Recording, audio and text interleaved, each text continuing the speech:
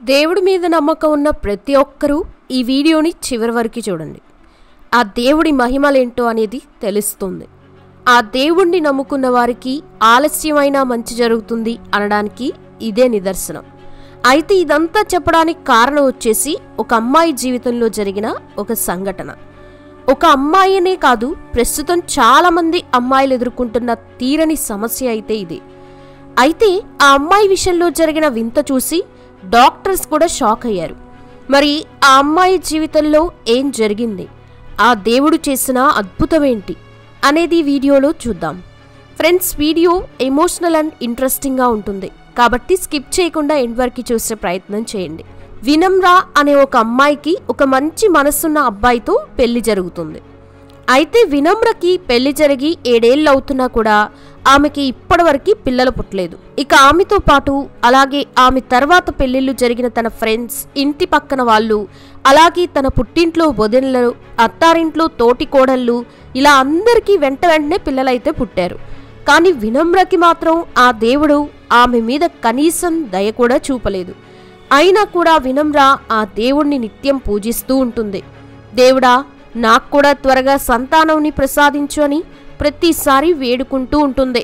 కానీ తన బాధని మాత్రం ఎవరికీ పంచుకునేది కాదు. నిజానికి ఏ అమ్మాయికైనా సరే పెళ్లి జరిగిన తర్వాత పిల్లలు లేకపోతే సమాజం నానా రకాలుగా మాట్లాడుతూ ఉంటుంది.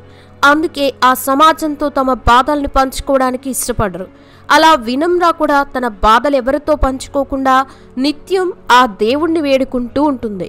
తన బాధలు దేవుడితో చెప్పుకుంటూ బాధపడుతుంది.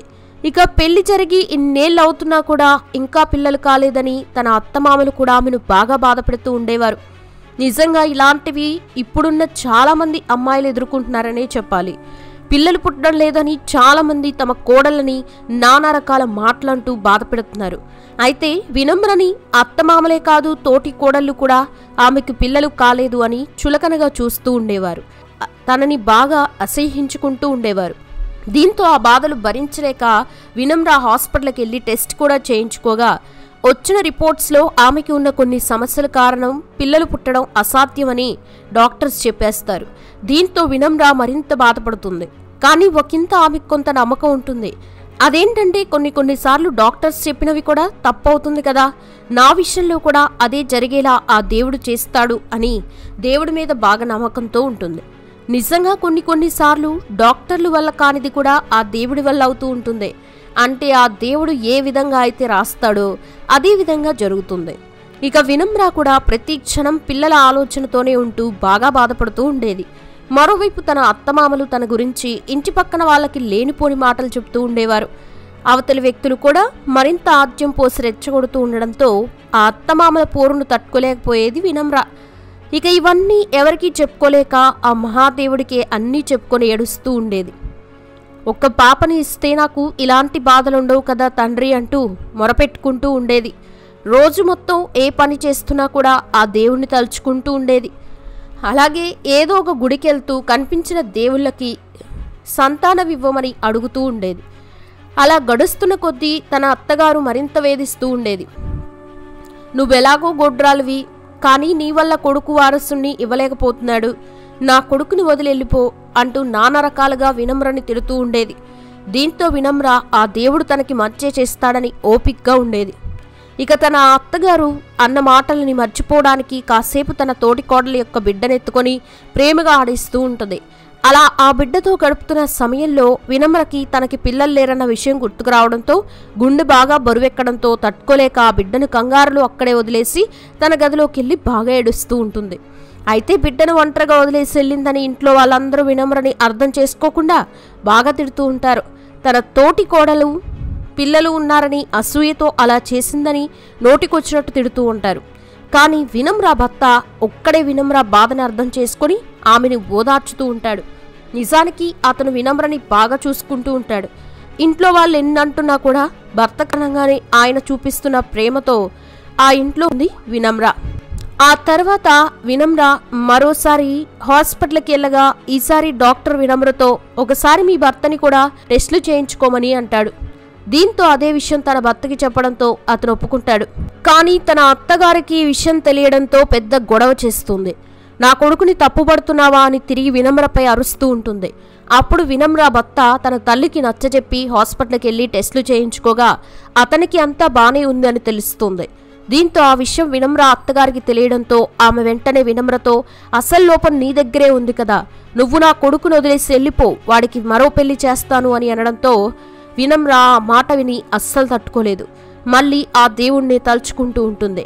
ఇక తన మీద తనకే నమ్మకం కోల్పోవడంతో తన భర్తని మరో పెళ్లి చేసుకో అని అనడంతో అతడు బాధపడుతూ, వినమ్ర కేవలం పిల్లలు లేకపోతేనే నేను నిన్ను వదిలేస్తానా, పిల్లలు ఉన్నా లేకున్నా నాకు నువ్వు కావాలి, కాబట్టి ఎలాంటి పరిస్థితుల్లో కూడా ఆ మాట అనకు అని అంటాడు. కానీ మరోవైపు వినమ్ర అత్త మాత్రం, నా కొడుకును వదిలేసి వెళ్ళు తల్లి, లేదంటే నేనే నిన్ను చంపేస్తానని బెదిరిస్తూ ఉంటుంది. ఇక తన అత్త పోరు తట్టుకోలేక ఏం చేయాలో తోచక దేవుడెదుట కూర్చుని ఏడుస్తూ ఉంటుంది.